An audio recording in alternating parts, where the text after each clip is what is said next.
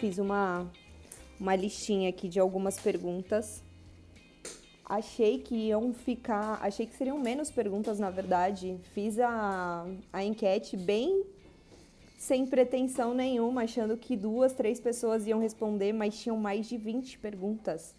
Então, mesmo que eu passasse mais de 1 hora aqui respondendo, não daria tempo. E tem essa limitação aqui do Instagram que impede a gente de fazer live de mais de 1 hora.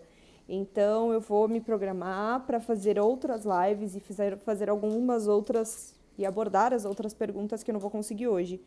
Eu deixei uma listinha aqui, mas tenho certeza absoluta que não vou conseguir falar de todos os itens. E agora que a gente já tem algumas pessoas e eu não vou mais falar sozinha, eu vou começar para a gente já abordar alguns assuntos, porque quanto mais eu demorar para falar, menos respostas eu dou. Então, eu vou começar com a pergunta que mais fizeram, que é sobre falar sobre assessoria. Acho que é meio puxar a sardinha para o meu lado, né? Mas vou tentar fazer um resuminho do que a assessora é, além de ser sua melhor amiga. A assessoria nada mais é do que uma gestora do seu evento, a pessoa que você contrata para orquestrar aquele evento, para que todos os seus fornecedores, todos os itens contratados, eles estejam lá de acordo com o que foi contratado. Então, a gente faz toda a checagem, toda a parte de cronograma, toda a parte de organização. Essa resposta eu acho que é mais fácil um dia eu gravar um vídeo só falando o que a assessora faz e eu ainda acho que não caberia. Mas achei melhor pelo menos dar uma introdução do que é a assessoria. Inclusive, esse negócio de fazer live não é uma coisa que eu tô mega acostumada, gente. Então, se vocês acharem que, se tiverem alguma outra pergunta e quiserem que eu mude de assunto, se não estiverem me ouvindo, vocês me avisem, por favor. Outra pergunta que foi muito questionada aqui são as regras para adaptação para os casamentos agora. Acredito que seja durante a pandemia que a pessoa quis dizer. Atualmente estamos na fase amarela. As normas de realização de evento, elas variam de acordo com a fase que a gente está. Quem determina essa fase pode ser o governo ou pode ser a própria prefeitura da cidade, né? Pode ser o estado ou a prefeitura da cidade. Então, a gente sempre tem que seguir as normas do local que vai acontecer o evento. Hoje, se a gente pensar num evento aqui em São Paulo, a gente já pode realizar eventos para 40% da capacidade do espaço. Como que a gente descobre a capacidade do espaço? Todo espaço para realização de eventos tem um alvará. Esse alvará demonstra, ele tem lá dentro desse documento qual a capacidade de pessoas durante um evento. Então, a gente calcula aí 40% das pessoas e segue com isso, né? Segue a realização do evento com base nessas considerações. Antigamente, há um mês atrás, praticamente, a gente estava na fase verde. A fase verde era um pouco mais ampla, então a gente podia ter 60% da capacidade. Essa questão da gente colocar limites e explicar sobre as regras de realização é um pouco complexa, porque as regras elas mudam todo dia. Então, hoje, na fase amarela, eu não posso ter pessoas em pé durante o evento, então, consequentemente, eu não posso ter pista de dança. Então, hoje a gente tem algumas normas que a gente tem que seguir. E nem sempre a gente consegue ponderar sem saber de onde vai ser seu evento, como ele vai ser. Então, fica mais difícil da gente explicar. Donhas Fotografias falando que a assessora é top. Que top, né, gente? Tem fotógrafo top, né? Depois vocês entram aí pra ver. Uma outra questão que foi perguntada foi para uma noiva, pela Mari. Eu até sei por que ela perguntou isso, porque foi um item que a gente conversou bastante mais próximo do casamento dela e era um item que ela jamais sabia que existia, a alimentação de staff. Sim, gente, nós staffs comemos, pasmem. Tem muitas vezes os noivos, eles não conseguem pensar que o staff, ele tá lá muito mais horas, às vezes, do que o próprio casal. A gente vai para montagem, a equipe de fotografia vai para o making off. Então, A gente fica muito tempo dedicado ao seu evento. Nada mais justo do que os noivos, na minha opinião, programar uma alimentação para esse staff. Afinal, ninguém trabalha bem de barriga vazia. Então, sim, a alimentação de staff geralmente ela é obrigatória por contrato por praticamente todas as empresas que vocês contratarem. O que pode ser conversado é que algumas empresas, elas podem, de repente, fazer um lanche de metro, pedir uma pizza, ou elas mesmo programam a sua alimentação, ou elas pedem para vocês, noivos, providenciarem essa alimentação com o buffet. Aí cabe aos buffets também serem um pouquinho mais parceiros e entenderem que nós, staffs, não comemos tudo que está dentro do cardápio. Então, não é justo, de repente, cobrar do staff R$400 por cabeça, que é o que a gente paga, às vezes, em um casamento. Então, nada mais justo, às vezes, de entrar com uma conversa com o buffet, com o espaço que você vai se casar, e entender, chegar num denominador comum de um valor que seja mais apropriado para você fazer essa alimentação do staff durante o evento e não prejudicar o andamento do seu evento. Gente, tô falando rápido porque eu tô nervosa. Falei que eu ia fazer, mas eu não me aguento. Deixa eu ver, eu vi que tem uma pergunta aqui. Não sei nem mexer. Existe fiscalização no dia pelo Covid? Como funciona? Existe sim. Existe a fiscalização, mas a gente, assim como são as outras fiscalizações de outros tipos de taxas, alvará, aquelas fiscalizações que são feitas pelos bombeiros em relação a saídas de emergência, etc., a gente não tem como prever quando essa fiscalização vai ou não acontecer. E caso a gente esteja durante um evento e venha um fiscal em relação ao Covid e perceba, por exemplo, hoje, que a gente tem um evento com pista de dança, pessoas sem máscara, que gerem aglomeração, com certeza seu evento é derrubado na hora, o que é muito pior. Então, sempre que a minha indicação é que a gente adapte o seu evento à realidade. Não, né, não dá para adaptar, meu sonho é ter uma festa com 700 pessoas e uma pista de dança gigante, então a gente tem que adiar o seu casamento. Ou pensar em formatos que a gente possa realizar, porque hoje, na fase amarela, não seria possível. E sim, existe essa fiscalização. E para evitar de, no meio do seu evento, a festa ser derrubada, eu acho muito mais seguro a gente seguir as normas. Não só por uma questão de segurança, mas também por uma questão de pensar com as outras pessoas, pensar em prol dos seus convidados. A gente sabe que tem um vírus que está prejudicial à saúde de muitas pessoas. Não é brincadeira, eu tenho casos de noivos que perderam familiares. Então a gente sabe que não é brincadeira, não é só um número.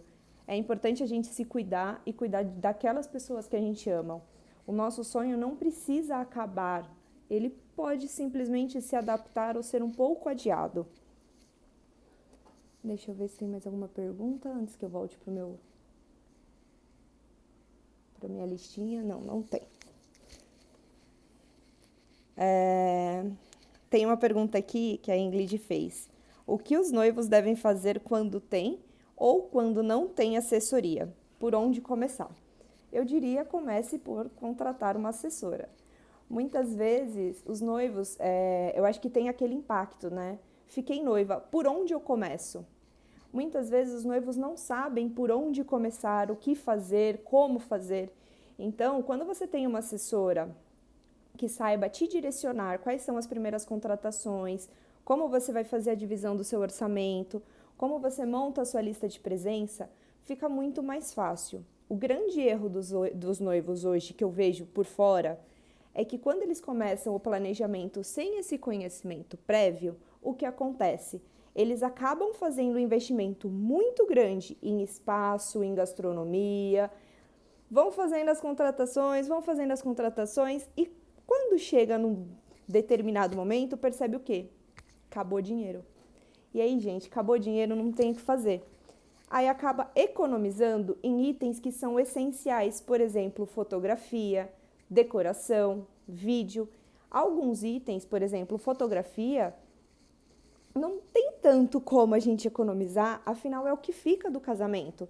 Já pensou? A gente pensou, organizou, sonhou com aquele dia, foi lá, contratou qualquer fotógrafo, porque chegou no meio do planejamento, a gente já não tinha mais o valor programado para esse item, e aí o fotógrafo some, o fotógrafo enrola para entregar as fotos, ele não entrega um material legal.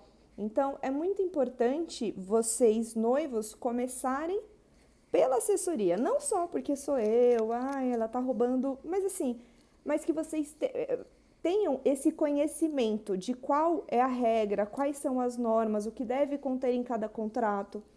Muitas vezes os noivos pensam que contratar assessora no início é um gasto desnecessário, mas o que a gente tem de bagagem, de know-how, de experiência, faz muitas vezes vocês encurtarem caminhos e economizarem. Parece que não, mas é exatamente isso que acontece.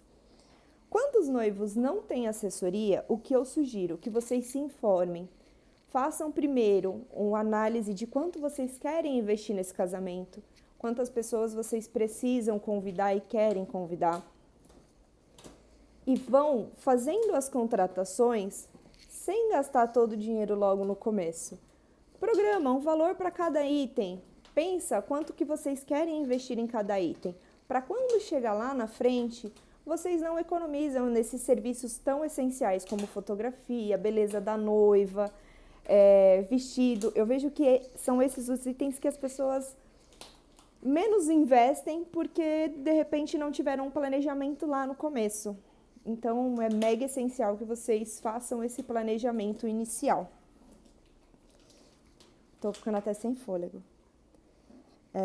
Cronograma do dia do evento. Quem perguntou foi a Dani. Acho que umas perguntas eu pulei de quem perguntou, né? Porque eu esqueci. Mas depois eu conto para vocês. Como funciona a criação do cronograma? Sempre costumo dizer para os meus casais, para os meus clientes, para os noivos que eu atendo e nem se tornam, às vezes, meus clientes, assim, às vezes é mais um bate-papo, que o casamento ele tem que ter identidade. Sim, existem diversos protocolos que a gente deve seguir, existem diversos cortejos, formações que já são mais próprias, mais tradicionais de casamento. Mas o que é mais bonito no casamento é quando a gente coloca identidade, quando a gente chega no casamento e fala, nossa, isso aqui é a cara da noiva, isso aqui foi o noivo que fez, isso aqui é a mãe. É muito gostoso quando a gente vê os próprios convidados interagindo com esse momento, buscando essa identidade dos noivos. Então, como funciona para a gente criar o cronograma? Sempre mais próximo ao evento dos noivos, a gente bate um papo.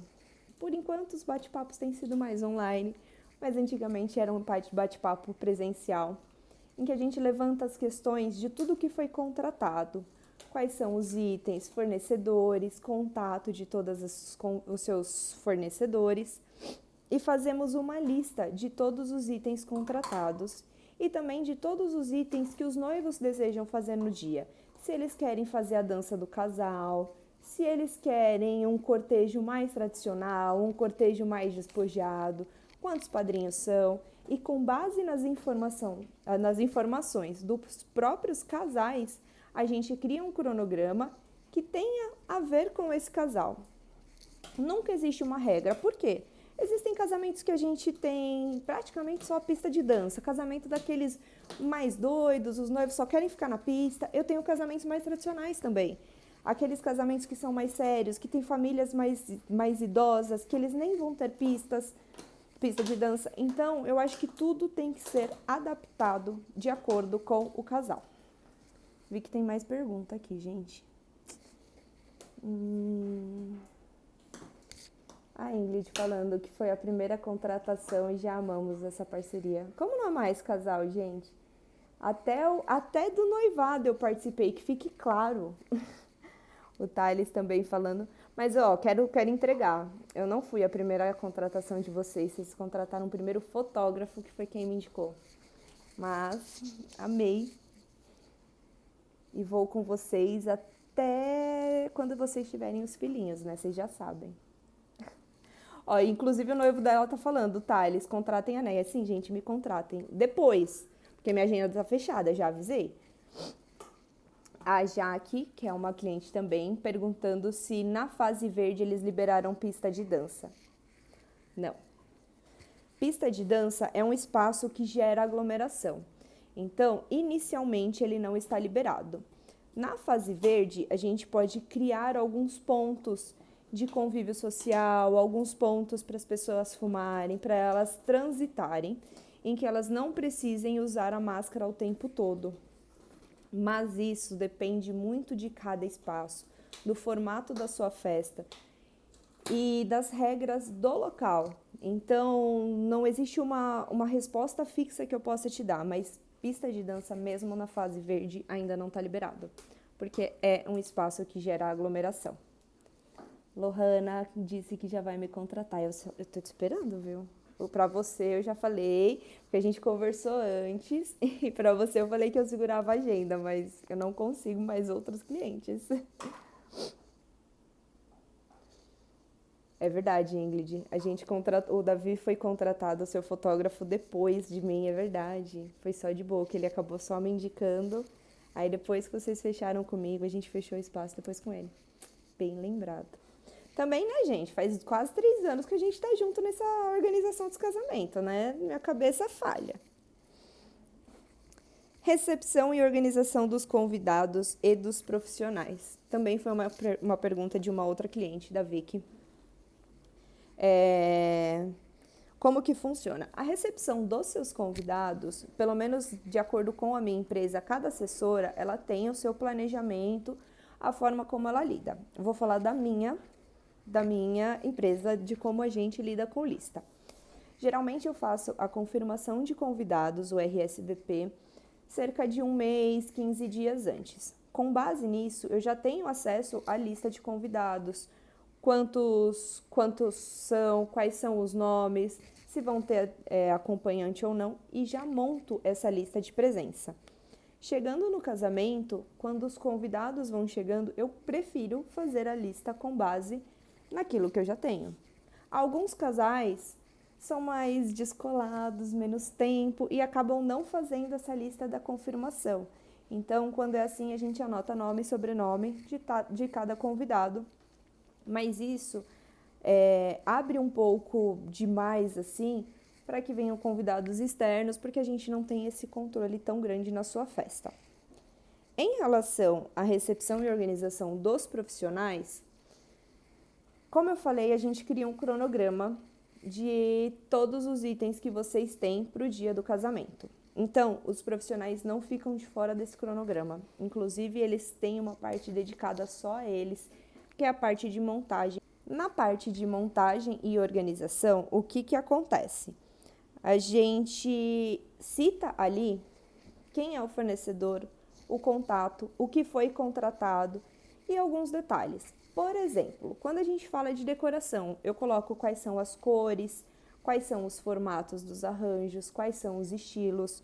Quando a gente fala de fotografia, quantos profissionais, quais são os equipamentos e assim por diante.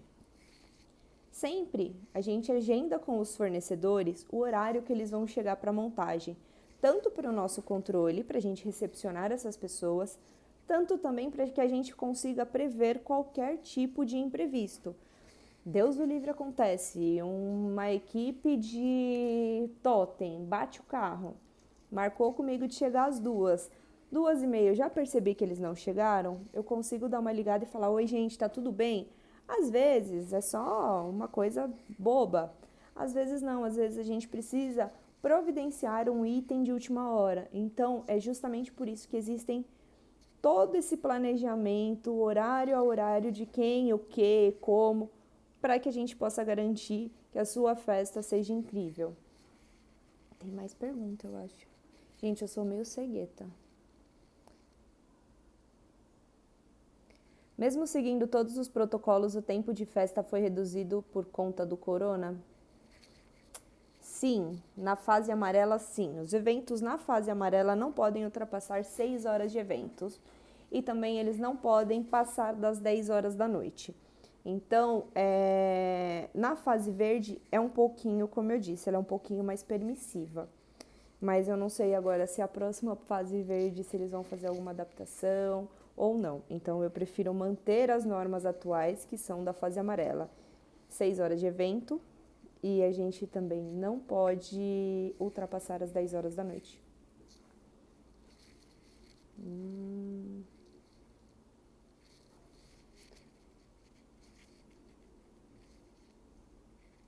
Mesmo com o Covid, como fica a questão dos cumprimentos dos familiares e dos amigos? Vocês estão querendo me pegar hoje, né? Vocês estão querendo que as pessoas me processem. Bom, não existe uma regra dentro de um cerimonial para isso, nem dentro de decreto. Não existe uma regra que me impeça de cumprimentar uma pessoa. Então é um assunto um pouco delicado. Geralmente, a gente segue as normas do próprio buffet ou da própria igreja que vai realizar o casamento. Nas igrejas, geralmente está impedido os cumprimentos no altar, então a gente não pode realizar.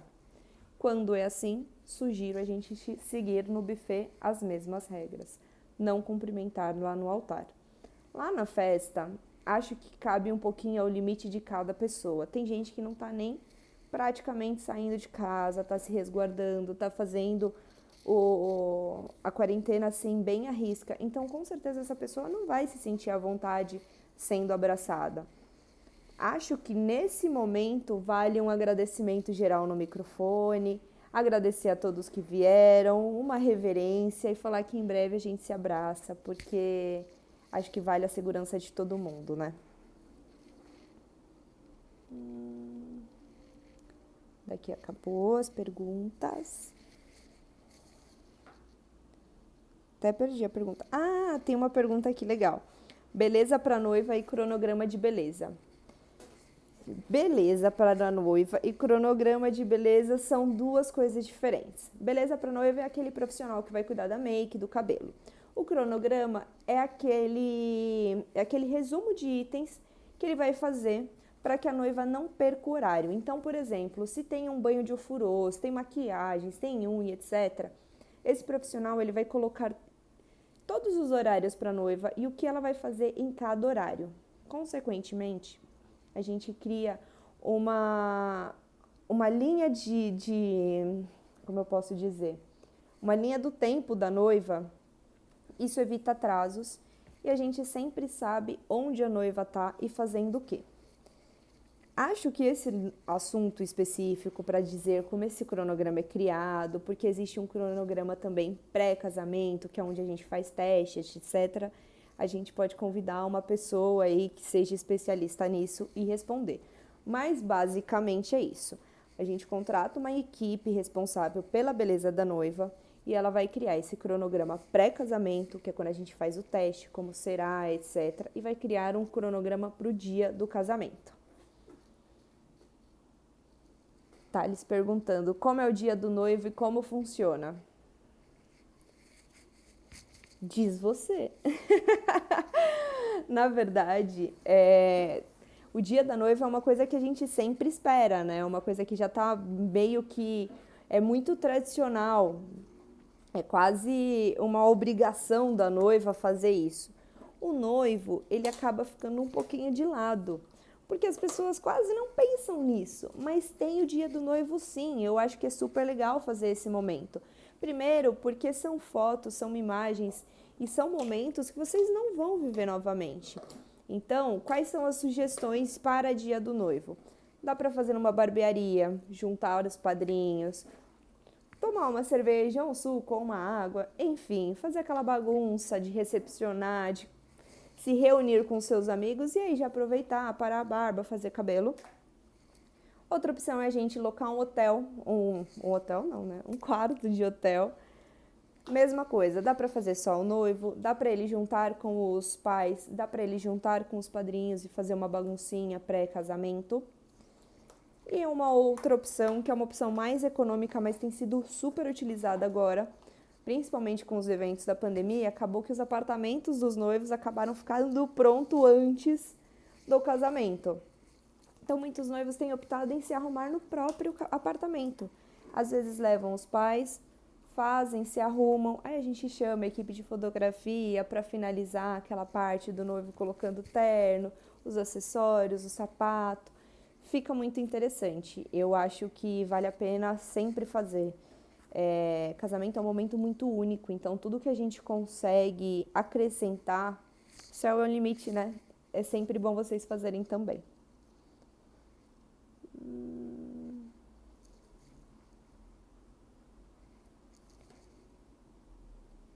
Deixa eu ver outra pergunta.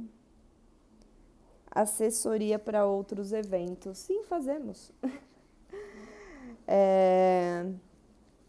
Existem empresas especializadas nesses outros eventos. O que seriam outros eventos? Eventos pré-casamento, despedida de solteiro, chá de cozinha, chá bar, chá de bebê. Existem empresas que são especialistas em cada segmento, inclusive, e aí elas criam uma experiência e vocês também podem contratar isso direto com sua equipe de assessoria. Algumas equipes fazem, outras equipes não. Eu dificilmente faço, viu? Mas quando os noivos pedem com carinho, eu faço. Fiz até o noivado, então não importa, assim. Quando existe essa conexão entre assessor e casal, acredito que a gente sempre se ajuda, mesmo nesses eventos pré. Alguns casais optam em colocar esses eventos pré-casamento já no contrato. Então, acabam sendo eventos mais elaborados, com gastronomia, com fotografia, como se fosse um outro evento. É super possível fazer, super possível realizar. E também, como eu falei, tem essas empresas que são especializadas somente na realização desses itens, desses eventos, aliás.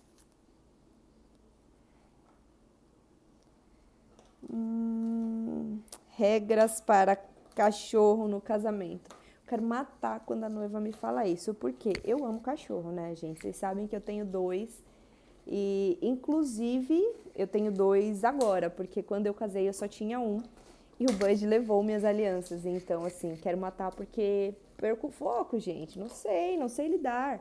Eu não tenho maturidade, tá? Queria avisar isso. Eu não tenho maturidade quando a noiva me fala que o cachorro que vai levar a aliança. Aí eu acabo deixando a noiva de lado e ficando com o cachorro. Quase isso. Mas, enfim. Não existem regras fixas. Por quê? Quando a gente pensa que o cachorro, o gatinho, o porquinho, vai saber, da pessoa vai participar da cerimônia, não existem regras, mas existem coisas que são legais a gente seguir para que o andamento do evento seja suave e tranquilo e para o dia do seu animalzinho, do seu pet, seja também bem tranquilo. Afinal, eu penso que se você está incluindo esse seu pet na sua cerimônia de casamento, é que ele faz parte da família. Então, nada mais justo do que você tratá-lo com todo o respeito que você precisa para isso. Eu dou algumas dicas sempre quando o casal opta em colocar o pet na cerimônia. A primeira é: não case em igreja. Não conheço, se alguém souber, depois vocês me falem, mas assim, eu não conheço nenhuma igreja que permita o acesso de pet durante a cerimônia de casamento. Então, isso já é uma norma, isso é uma regra do espaço. A partir do momento que você assina com a igreja, você está ciente que você não pode levar o seu pet. Caso você vá casar em um espaço, num buffet, num sítio, na praia e consiga levar seu cachorro, algumas regrinhas de quem já teve o cachorro e já organizou mais de um evento com cachorros que eu sempre dou. A primeira é: tenha uma pessoa para levar, buscar e ficar com seu cachorro durante os intervalos. Antes da entrada do cachorro, geralmente o cachorro entra com as alianças. Estou falando cachorro, mas pode pensar no pet que vocês têm, viu? Pode ser um gato, enfim. O que for mais o amor da vida de vocês. Então, antes de vocês entrarem com o seu pet, com as alianças, que geralmente é o momento que eles entram, tem uma parte de cerimonial que é a entrada de padrinhos, a entrada de noivo, a entrada de noivo. Sim, tem uma parte, uns 30 minutinhos de cerimônia que o seu pet não tem o que fazer. E eles têm muita energia. Então, o que é o ideal?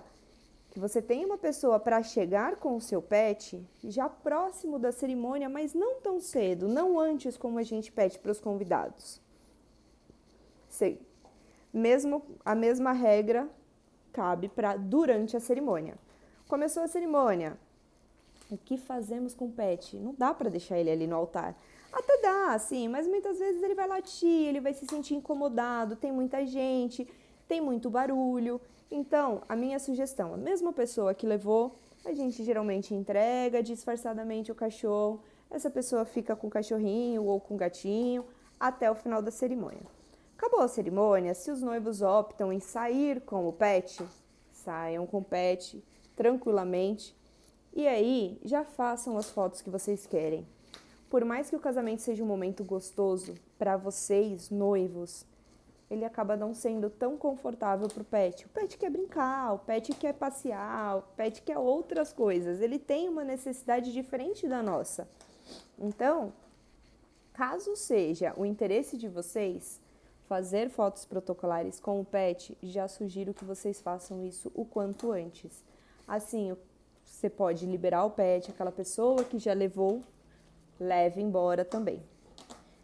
Importante, afinal, mesmo que o espaço, o buffet ou a praia, etc., libere o seu pet na cerimônia, geralmente não é autorizado que eles permaneçam durante o evento. Por quê? Por uma regra da vigilância sanitária, a gente não pode ter animais soltos. Imagine deixar o cachorro 6, 8 horas preso numa coleira, só num cantinho, durante uma festa que vai estar super barulhenta. Não é confortável. Se é um ser humaninho que você gosta tanto, sugiro que você cuide desse animalzinho, que você programe também o dia dele, assim como o de vocês vai ser programado.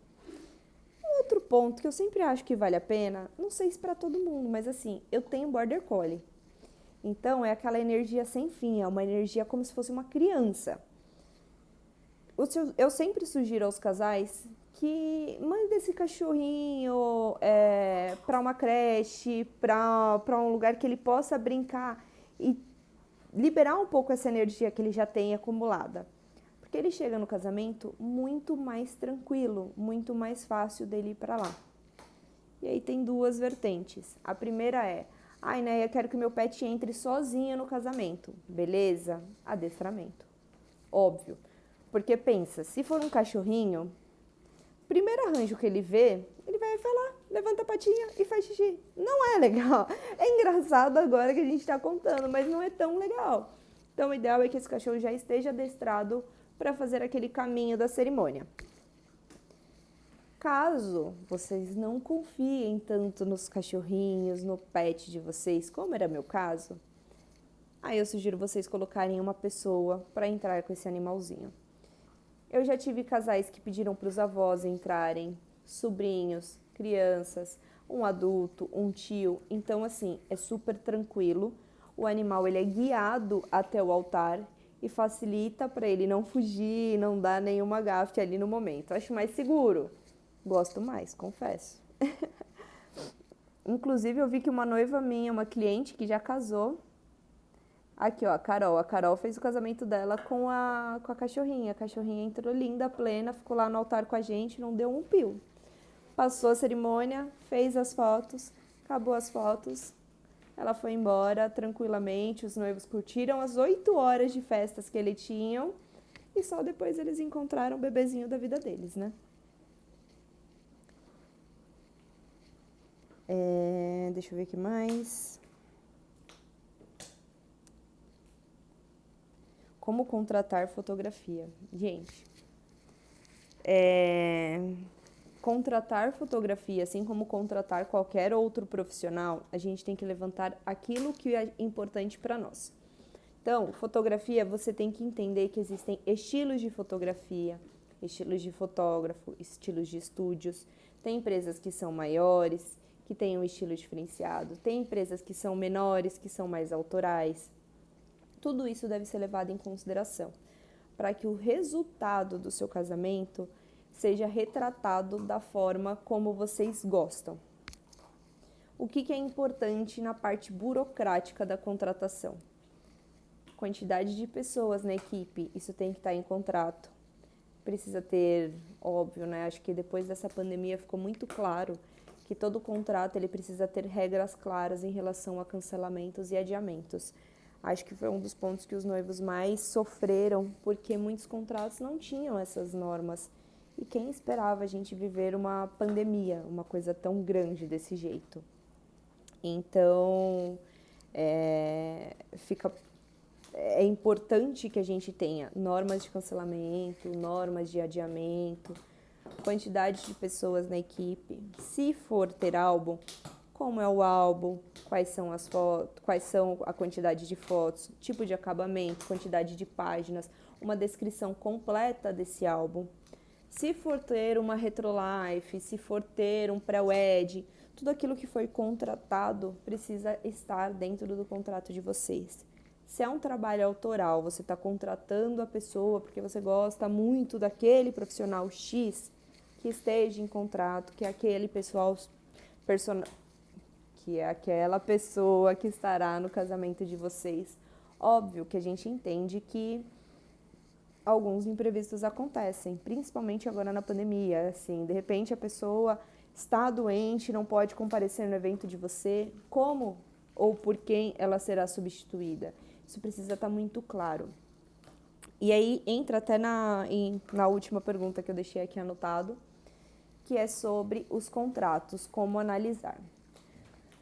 Não existe uma forma exata de analisar um contrato, e cada contrato de cada tipo de fornecedor, de cada tipo de serviço, existe uma norma, assim, algo que seja necessário que contém ali.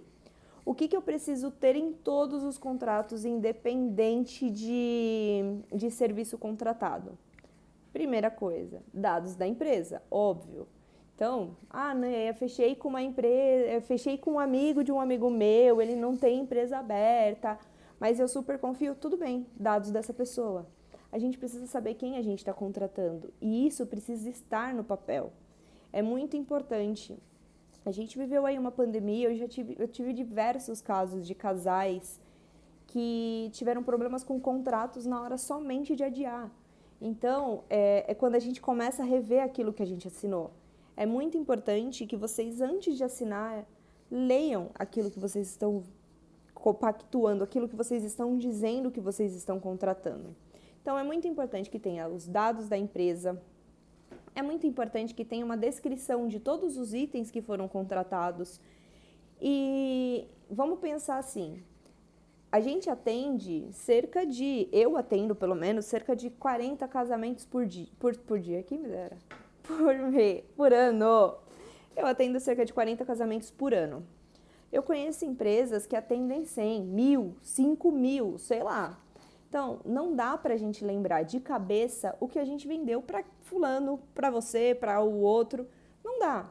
Se não está no contrato que foi contratado, chegando lá na frente, a gente pode perder esse item. Então, é muito importante que seja uma retrospectiva. Ai, Neia, mas é tão bobinho. Tá lá no contrato? Ótimo. Lá na frente você desistiu de ter essa retrospectiva? Tudo bem. É mais fácil a gente desistir de um item já contratado do que a gente brigar por um item que foi contratado e não consta no nosso contrato. Então, resumindo, dados do contratado, informações e uma descrição de todos os itens. Exemplo, é uma decoradora que você está contratando? Quais são as flores que ela vai utilizar? Quais são os mobiliários que ela vai levar? Cores, formatos, quantidade de arranjos e assim por diante. Não dá pra gente deixar na mão do, fulano é bonzinho, fulano... Eu sou boazinha, gente, eu sou ótima, eu sou super legal. Mas a gente não sabe o dia de amanhã. Se eu sofro um acidente, eu não posso atender um casal. O que vai ser seguido pela minha equipe é aquilo que está no contrato. Nada mais não é assim com todas as empresas. Então, é muito importante que tenham essas informações. E finalizo dizendo que é muito importante também ter em contrato normas. Normas sobre adiamento, normas sobre cancelamento, taxas. Já vi contratos assim com taxas super abusivas em relação a cancelamento. Por exemplo, algum fornecedor que vai prestar um serviço, sei lá, banda, que vai prestar o serviço só daqui 2 anos. Aí você vai ler o contrato da pessoa, tá lá. Pagamento à vista, 2 anos antes. Em caso de cancelamento pelo contratante, não haverá devolução de dinheiro. Oi? Gente, a banda não prestou o serviço. Entendo sim que ela está oferecendo o princípio ativo dela, que é a data. Ela não pode vender essa outra data para outra pessoa. Então, entendo que ela tenha que reter uma multa, mas 100% do contrato é de se considerar. Então, é muito importante que vocês leiam aquilo que vocês estão assinando, que tenham informações do contratado, que tenha a descrição de todos os serviços e que tenha as taxas de multas e cancelamentos, etc. Sem essas informações, fica tudo muito solto. Existe diversas coisas que podem acontecer e ser prejudicial ao seu casamento. Eu sempre falo que um casamento, ele passa assim, ó. Ele voa. Por mais que você tenha 6, 8, 12 horas de evento, é um dia que passa tão rápido que vocês têm que aprender a curtir o processo de organização. É gostoso conhecer os fornecedores, é gostoso comer, é gostoso pra caramba comer. É gostoso visitar os espaços, é gostoso ter essas reuniões pré. Então, quando a gente torna esse processo mais prazeroso, fica muito mais gostoso casar. Então, sugiro realmente que vocês sempre façam isso. Curtam o processo do casamento e não somente o dia, não espera somente o dia. Curtam essa parte do processo que é muito gostoso. Deixa eu ver se tem mais alguma pergunta para eu poder finalizar, porque eu tô com vergonha. Acho que não. A última eu respondi. É isso, gente. Tem mais perguntas, mas eu já sei que o Instagram vai me cortar daqui a pouquinho. Então, antes que ele me corte e eu fique sem dar tchau pra vocês, eu quero agradecer a presença de quem estava aqui, de quem passou. Pedir desculpa porque eu não tô acostumada com esse negócio de live. Juro que eu vou estudar mais, que eu vou trabalhar melhor minha retórica, porque eu fico com muita vergonha. Eu sempre falo pros meus casais que eu sou uma pessoa mega envergonhada, apesar de não parecer, porque eu pareço essa bicha louca aqui dela que eu sou, mas não sou louca, não. Louca eu sou, eu só não sou desinibida. Então eu tenho muita vergonha de aparecer por aqui, mas deu pra ver assim que eu abri a caixinha, que existem muitas dúvidas de casais. Existem muitos casais que não sabem como planejar, como organizar as coisas do casamento. E é muito difícil para o casal que não entende o que está contratando cobrar aquilo. Então, o que eu puder ajudar, o que eu puder passar de informações, aproveitar esse tempo aí de pandemia que a gente ainda está sem festas, mandem as perguntas, mandem o que vocês querem saber, mandem lives que vocês queiram, porque aí eu consigo convidar outras pessoas a participar e deixar vocês mais cientes daquilo que vocês precisam para um planejamento real de casamento. A gente só consegue cobrar algo quando a gente entende o que a gente está contratando. Então, é importante que vocês, noivos, criem esse hábito de entender mais o casamento, de mergulhar mesmo e de participar. Mesmo quando vocês têm assessoria, vocês não precisam necessariamente aceitar o que a gente impõe, porque a gente não impõe. A gente quer que o casamento de vocês seja único. Então, tragam identidade para o casamento, mas tragam também esse conhecimento. Busquem informações, pesquisem as pessoas que vocês estão contratando, pelo amor de Deus. E é isso, gente. Agradeço a presença de vocês. Um beijo.